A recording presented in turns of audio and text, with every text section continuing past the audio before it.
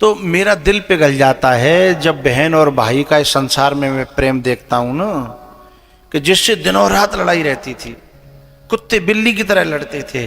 ससुराल में जाकर के सबसे पहले मैया पे फोन करेगी, कहेगी ने भैया से बात करेगी। और भैया भी जो दिनों रात लड़ता था, ये लगती थी कि बुझू कह दो कब जाते कंटी कटेगी, तू कब जाएगी जाते। लेकिन जब वही कंधा पे डाल करके जब विदा करता है ना, वही भैया जो कुत्ता बिल्ली की तरह लड़ता था, वो जब कंधा पे लेके जाता है और जब वो उसकी कमीज पकड़ लेती है, खींच के लेती है और भैया भैया करती है और वो पांव पटकती है और फिर भी वो गाड़ी में बिठा देता है, तब वो भी रो जाता है। तब बातें पूछे तू क्यों रोयो, और तू तो रोज लड़ता, तो तू काहे को रोयो।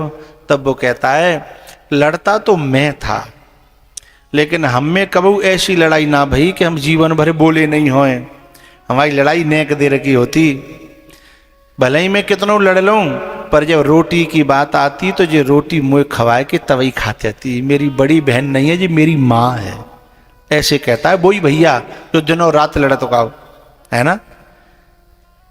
मुँह पे कई बार तो मुझे पिटने से बचाया मेरी जीजी ने, बोले मुँह पे गलती भई और अपने ऊपर ले ली हैं। ऐसी बहन होती है ना कि भैया पिटवे की बात आ जाए तो अपने ऊपर ले लेती है कि चाहे भले ही मुँह मार ले, मुँह पीट ले, पर मेरे भैया ते कछु न कहो। तो ये कब होता है? जब बहन भैया को क्षमा कर देती है और भैया बहन को क्षमा कर देता है। पता है बहन भैया में कितनी लड़ाई है रही हो, लेकिन कोई सवाल भैया पे नहीं आ रहा हो और वह पता चल जाए कि जहाँ पे ये सवाल ना आ रहा हो पढ़ाई में, तो तुरंत जाएगी ला मैं करूं। बाकी कपड़ा धो देगी, बाकी प्रेस कर देगी, बाकी सब कामन कर देगी। क्यों कर देती है? अभी तो चुटिया मार वही, क्योंकि वो उसे क्षमा कर देती है। प्यारेओ, जब किसी को क्षमा करने की क्षमता आ जाएगी ना, उस प्रेम के बंधन को कोई तोड़ नहीं सकता। जमाना आ जाए, लेकिन जहाँ क्षमा का भाव आ जाएगा तो ही प्रेम जिंदा रहेगा, और जहाँ क्षमा का भाव नहीं रहता। अच्छा, पति पत्नी में तो आपने देखा होगा कि तलाक हो जाती हैं, पति पत्नी में डिवोर्स होता है, लेकिन बहन भैया में तो उनका रिश्ता ही ऐसा है कि वो एक दूसरे को कितना भी लड़ लें लेकिन क्षमा कर देते हैं, गिनती नहीं रखते। तुम भैया से पूछो तुम्हारी बहन इतना लड़ती है, कोई गलती याद है? भाई कछु याद नहीं है। बहन से पूछो तो कछु याद है? बोले मुझे कछु याद नहीं है।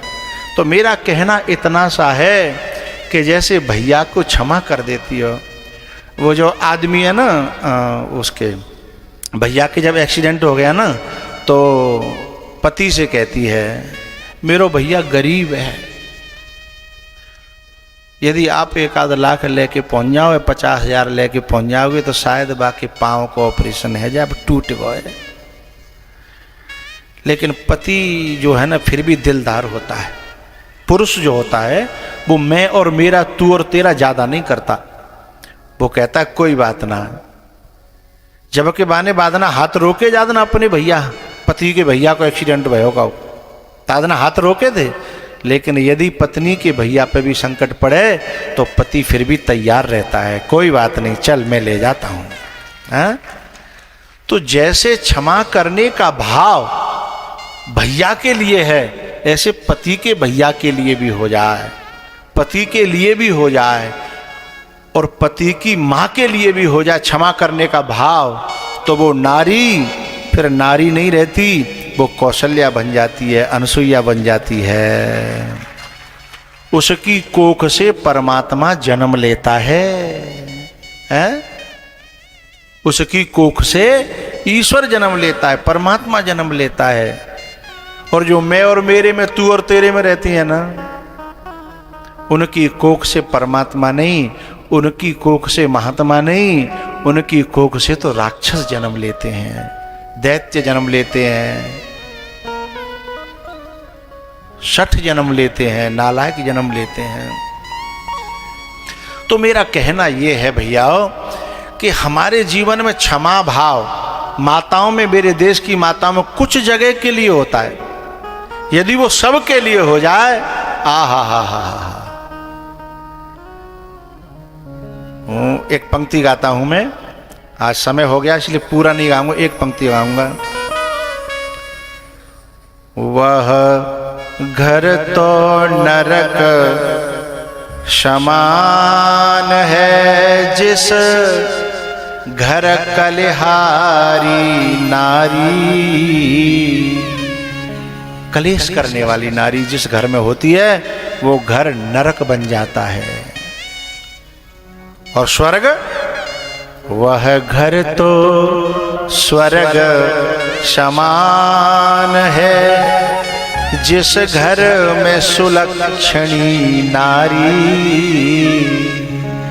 वह घर तो स्वर्ग समान है, जिस घर में वह घर तो स्वर्ग समान है, जिस घर में सुलक्षणी नारी। वह घर तो नरक समान है, जिस घर में कुलक्षणी नारी।